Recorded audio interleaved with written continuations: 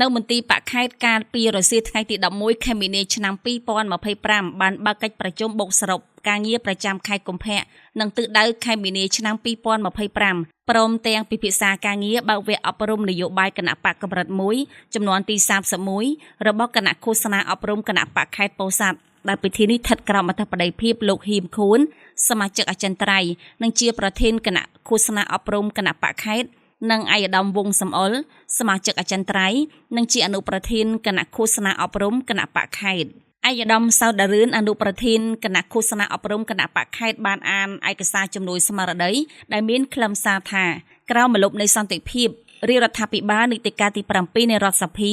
នៅតែបន្តថែរក្សាការពារបានយ៉ាងរឹងមាំសន្តិសុខសណ្ដាប់ធ្នាប់សាធារណៈដែលធានាដល់ការរស់នៅដ៏សុខដុមរមនារបស់ប្រជាពលរដ្ឋយើងជីវភាពសង្គមសេដ្ឋកិច្ចនៅតែបន្តដំណើរការល្អប្រសើរគ្រប់វិស័យទោះបីជាសភាពការអន្តរជាតិនៅតែបន្តវិវត្តប្រកបដោយភាពស្មុគស្មាញចាក់ស្រេះពិបាកប៉ាន់ស្មាននិងគ្រោះថ្នាក់ការប្រកួតប្រជែងដ៏ស្រួចស្រាលផ្នែកសេដ្ឋកិច្ចជាមួយនឹងការផ្ដើមលេចធ្លោឡើងនៃសង្គ្រាមពាណិជ្ជកម្មសង្គ្រាមបច្ចេកវិទ្យាសង្គ្រាមនៅអឺរ៉ុបនិងមជ្ឈិមបូព៌ាព្រមទាំងចំនួនប្រដាប់អាវុធនៅក្នុងបណ្ដាប្រទេសមួយចំនួនឧក្រិដ្ឋកម្មឆ្លងដែនរួមជាមួយនឹងវិបត្តិសុខភាពសាធារណៈគ្រោះមហន្តរាយនិងការប្រែប្រួលអាកាសធាតុជាដើម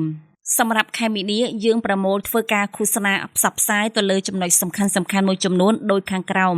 បន្តផ្សព្វផ្សាយដល់សមាជិកសមាជិកាគណៈបកគ្រប់ថ្នាក់គ្រប់ផ្នែកអំពីប្រសាសន៍សម្ដេចតេជោហ៊ុនសែននិងសម្ដេចបវរធិបតីហ៊ុនម៉ាណែតនិងខ្លឹមសារស្មារតីសន្និបាតគណៈកម្មាធិការកណ្ដាលលើកទី45អាណត្តិទី5ផ្សព្វផ្សាយសមិទ្ធផលលើគ្រប់វិស័យដែលរដ្ឋាភិបាលនីតិកាលទី7នៃរដ្ឋសភាសម្រេចបានស្វែងយល់និងបន្តក្តាប់ជាប់ជាប្រចាំសភាពការសតិអារម្មណ៍ទាំងក្នុងគណៈបកទាំងក្នុងមហាជនដើម្បីធានាការអនុវត្តរាល់ភារកិច្ចនយោបាយរបស់គណៈបកប្រកបដោយប្រសិទ្ធភាពខ្ពស់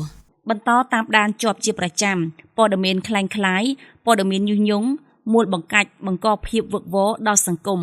ហើយធ្វើការវិបកឲ្យកាន់តែខ្លាំងក្លានិងមុតស្រួចជាពិសេសព័ត៌មានតាមបណ្ដាញសង្គម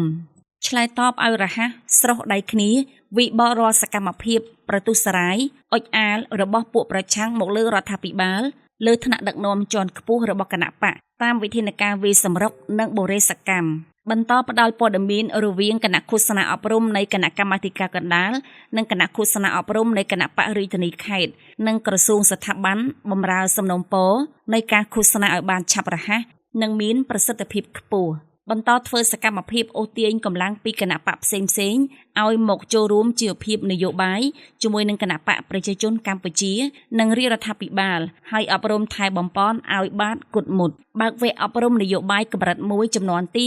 84ជូនមន្ត្រីដឹកនាំគណៈបកជាមួយគ្នានេះគណៈបករាជធានីខេត្តនិងគណៈបកក្រសួងស្ថាប័នត្រូវខិតខំបើកវគ្គអប់រំនយោបាយកម្រិត1បន្តតាមការណែនាំរបស់គណៈអចិន្ត្រៃយ៍នៃគណៈកម្មាធិការកណ្ដាលស្របតាមភាពជាក់ស្ដែងនៅកន្លែងនីមួយៗ